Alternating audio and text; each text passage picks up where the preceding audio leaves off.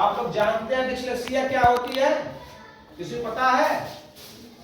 Dyslexia कोई बीमारी, कोई दिव्यांगता, जैसे हम लोग जब दिव्यांगता होती है आप लोग जानते हैं, जिसको दिखाई नहीं देता लोग कहते हैं दिखाई नहीं देता है, वो सूर है या क्या कहते हैं, अंधा कहते हैं, ब्लाइंड कहते हैं। जो पैर से नहीं चल पाता उसे टोना लोग कहते हैं। जो हाथ से होता है कहते हैं दिव्यांगता है। जिसको बोल नहीं पाता कहते हैं गूंगा है, बधिर है।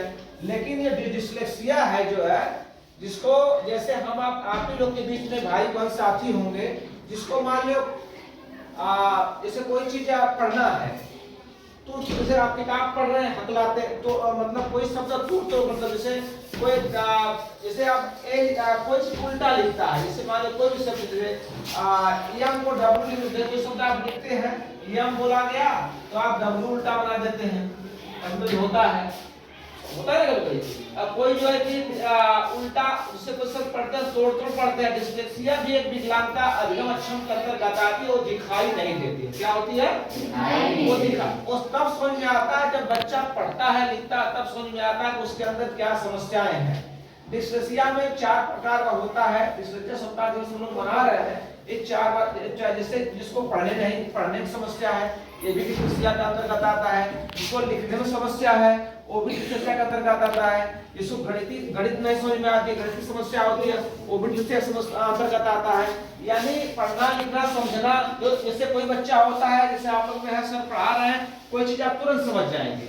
कुछ लोग होते हैं तुरंत नहीं समझ पाते हैं, उनको कई बार बता, लेकिन ये होता है जो टीचर समझदार लोग होते हैं उनको टुकड़ों में थोड़े शब्दों में बताते हैं तो जल्दी समझ जाते हैं। तो ऐसा है कि डिस्लेक्सिया भी एक दिव्यांगता है, इसीलिए हम लोगों को आपस में चर्चा करके माता पिता जागरूक हो, अभिभावक जागरूक हो, टीचर जागरूक हो, जिसकी समस्या का निदान किया। कोई एक अभिशाप नहीं है, इसकी समस्या का हम लोग निदान कर सकते हैं।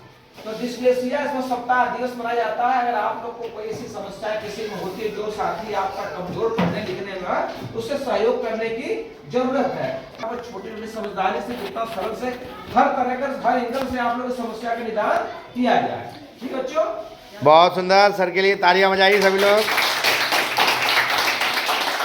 तो अभी आपने समझा डिस्लेक्सिया क्या है। यह विशेष अधिगम स्तर को सुधारने वाली एक कला स्थिति है, जिसमें हम डिस्लेक्सिया पे बात कर सकते हैं।